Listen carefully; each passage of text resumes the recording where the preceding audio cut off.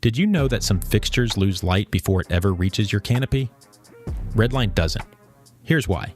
In conventional lens fixtures, light travels through multiple interfaces: LED package, air, and optics. At every interface, a portion of light can be reflected, scattered, or absorbed, reducing the amount of usable light reaching the crop. Redline's liquid optics system changes that. By filling the air gap with liquid silicone, LOS reduces optical losses caused by refractive index mismatches, allowing more photons to pass through the optical system and reach the canopy. Let's run a simple demonstration. First, a tube filled only with air. Watch how the laser scatters as it passes through multiple air interfaces. Now, the same tube filled with silicone.